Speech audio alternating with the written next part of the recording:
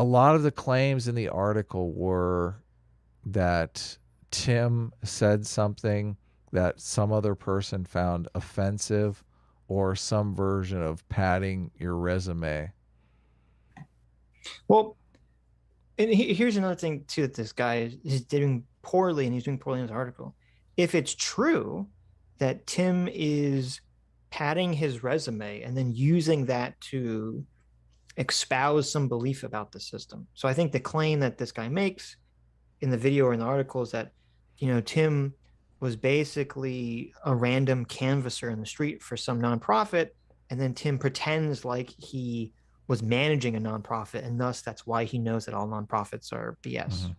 If that's true, then I would say that that's a completely fair, just criticism. Mm-hmm. But I don't like, why doesn't he just show, like, I want the evidence for that. Like, show the Tim Pool quote and then show the evidence that he wasn't in that position of power that he claims to be. And to me, that would be so much more substantial than all this, like, Tim is a racist, misogynist, alt-righter, blah, blah, blah. And the problem is, if you read the article he wrote, even if he's making legitimate claims in them, the entire article is written like a dishonest hack hit piece that you can't really discern if there is any truth in anything being said. Yeah. The claim that he makes is, these organizations he claims to have been in one position, and then he called the organization and they say something to the effect of, well, we don't have any record of him in that position. So the assumption that you're forced to make is, oh, this organization keeps great records and they know the position that every person was in at all times, which, no, man, I've worked a lot of places that, they don't keep records of who worked where, what, when. I mean, they may have some pay stubs, if they're higher up. I mean, Tim could have been a canvasser, sure, but they have canvassers that are in charge of like teams of canvassers. So maybe he's in a managerial position as one of those teams. I mean, there's so much information here that's missing. And also, I mean, padding your resume, really? You're gonna jump from somebody padded their resume to this person is, lying nefariously to trick people into becoming racist, misogynist. Right. Well, I want to read part of the article just so people can kind of get a sense. I got some juicy quotes too. Yeah. Of the article.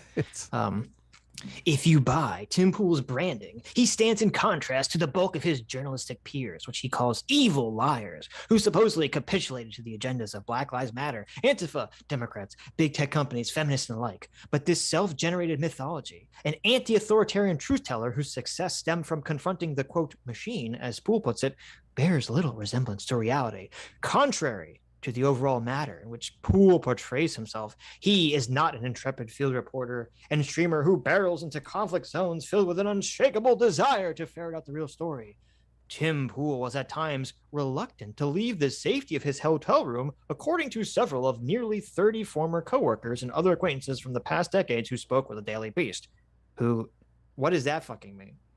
Oh, you didn't get to like the juiciest part. Well, no, wait. I just want to interrupt the paragraph for that second. It says, I mean, this is why this comes off so dishonest to me. That said nothing.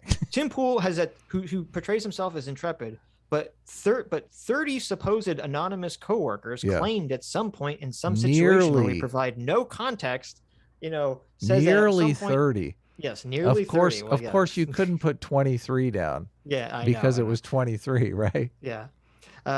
But it's like, what is the context? What does that even mean? He was reluctant to leave safety of his hotel room.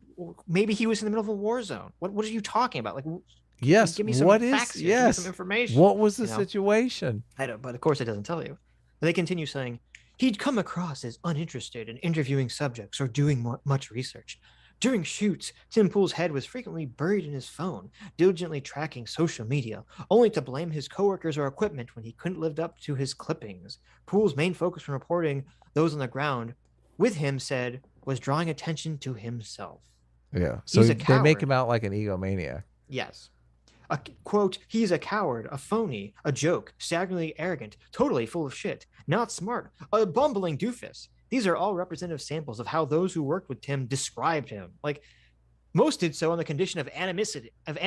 Anonymity. I can't speak. Anonymity. You're right. Thank you. In some instances, citing possible reprisals from Poole and harassment from his fans. In some instances. I know. So yeah, some instances. So basically what we have here is we have a bunch of supposed coworkers who don't even know we're ever coworkers. This is fucking gossip, Sitch. You know, yes, who worked with Tim 20 years ago, who are now mad because he quit his job at Vice and is making way more money than they'll ever make. And he's now insulting all his fellow coworkers because he's insulting Vice and all the media apparatus, are now saying, oh, well, Tim Poole, actually, when I worked with him, he was a total a-hole. Do you have more excerpts? No, that's all I was going to read. But just to give people sort of the tone of this article. I will try one. Poole's journey from beanie-clad Occupy Wall Street live streamer to reactionary social media performer, per the Southern Poverty Law Center, may seem improbable at face value, but some who've known him aren't exactly surprised. It's some who've known him, yes. It's a trajectory I've seen before, almost always with young and youngish men who are so laser focused on making their own careers that they arrive at racism and misogyny almost by accident. Holy shit. I had no idea I was being racist and misogynist here. I know. Because that's what gets the most clicks. Oh, God. Did you guys know that? Just coming out and being a racist misogynist will get you clicks? I didn't know that, no. Said Laura Penny, a reporter and writer who has covered far-right provocateurs and knew Poole when he worked for Vice. Look at that.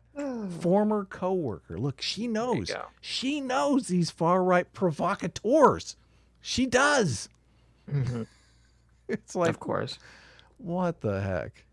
Imagine thinking, like, okay, if you're making the decision here about a totally cynical decision about what makes the most money for you on YouTube, racism you really and think misogyny. Racism and misogyny I know. is the safe bet? Oh my God, no. It's called communism and chicken nuggies. That's right. What's going to get you the clicks. You don't even have to go communist. You just be woke progressive, you know? Yeah, woke progressive. Yeah. God, like this is so crazy. This is totally crazy. Well, this is the thing though. They perceive anti-woke as racist misogynist when it's just like I'm so glad I rewatched your Gamergate video, because you basically lay it out in the video that Gamergate was a reaction to a media environment where people were being called racist and misogynist, and they weren't racist or misogynist, and they got angry because, like, what the fuck? I'm not a racist misogynist. You're totally falsely accusing me of something that's not true.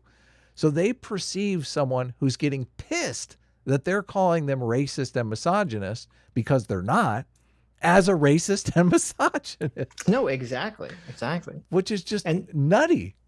And then also what's even crazier on top of that is because they're basically enmeshed in this victimization culture, they view themselves as like the underdogs. Okay, they view like the misogynist and the racist as having all this power in society, and you're like, what existence do you live in? Like, every person that's getting fired or canceled, that's because they're perceived to be racist or misogynist. I mean, Al Franken got kicked out of Congress because he took a picture 20 years ago where he was like pretend groping like a fellow female comedian while she was sleeping during a USO tour or something. Like, I don't know what world these people live in where they think all these racist misogynists have power, when it's so clear.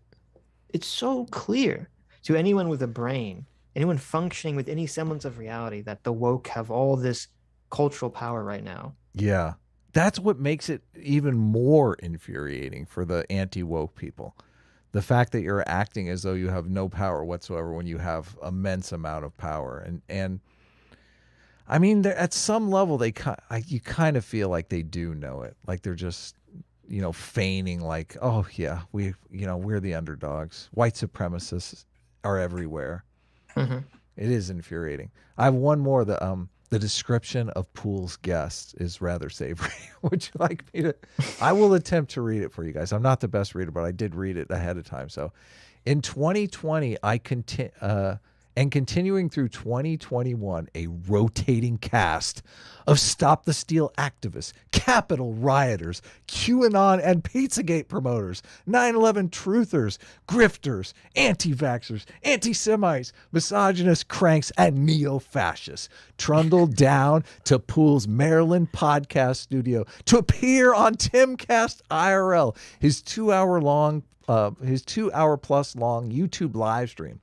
There, Poole allows them to peddle their wares before 6-digit audiences and receive very little, if any, pushback. This should come as no surprise. Whenever a right-wing politician, personality, or group enters the news cycle, Poole finds a way to sand down their actual stated beliefs, or will claim ignorance. Mm-hmm. Yeah. You know, it's funny because, you know, like who are the anti-Semite, misogynist, neo-fascists that he's referring to? Like, if name this names. they're like, right. Like, if this is a legitimate criticism of Tim, say Tim had this person on the stream and Tim basically, you know, sanded down their beliefs or helped them in some way. Like, who is he talking about? We have no clue who he's even referring to. He just makes these bold claims with no specifics. And then it's even funnier because in some parts of the article, he does provide links to his source. And in that sense you just read, Poole finds a way to sand down their actual stated beliefs or will claim ignorance. One of the sources to that statement is a fucking Surfs video. I know. It's a fucking Surfs video where Lance is crying about how Kyle Rittenhouse was actually an alt-right militia boogaloo boy, whatever. You know, that's his link to his evidence that the Surfs thinks Kyle Rittenhouse is a secret racist right-winger. So yes. Like, notice this is insane. Notice he doesn't also, another quote, he doesn't give any credit to Tim for having Vosh on his podcast. And he basically just fawns all over Vosh. In October, Poole brought the leftist podcaster Vosh on Timcast IRL. Once again, Poole came across as out of his depth. No more so than when talking about critical race theory. Now, we talked about this. Vosh didn't know what the fuck he was talking about when it came to critical race theory. No. Yes. And I do admit that in the article, he links to a clip from Twitter where Tim does stumble over the definition of critical race theory, which we were like, what the fuck? This is really happening? Tim is inviting Vosh, who, I mean, we had covered videos of Vosh. It was obvious Vosh had not read anything on critical race theory and was just basically parroting what he'd seen on MSNBC, which they don't know what critical race theory is either. Which is funny because Vosh claims to have literally learned about CRT in college. In college, yeah, like he took a class in it or something. Yeah. Sure. So, but even with Tim stumbling, saying, you know, talking about like, oh, you know, it has to do with white fragility and you know, power plus privilege and stuff like that. He's still basically articulating. He's far closer than Vosh. Yes, exactly. Vosh just comes out and clearly articulates a position that's wrong. Right. Completely wrong. Which, oh God, it's so bad. It's completely bad. And this guy, of course, doesn't clarify what critical race theory is in the article. He doesn't say anything. He just makes fun of Tim for not making a smooth and articulate argument. You know, I wonder if this guy would, you know, is he going to say that Hassan is a phony for buying a big mansion and basically telling all his socialist fans to suck his dick? Of course not. Or no? Does Hassan and Vosh, do they get a pass for their consequentialist nonsense? As long as they're on the right side, okay? You know, as long as they're in the right team, they can have no moral fibers, or, you know, like, right. These guys are going to carry water for people who murdered a guy's secretary. Come on. That's despicable.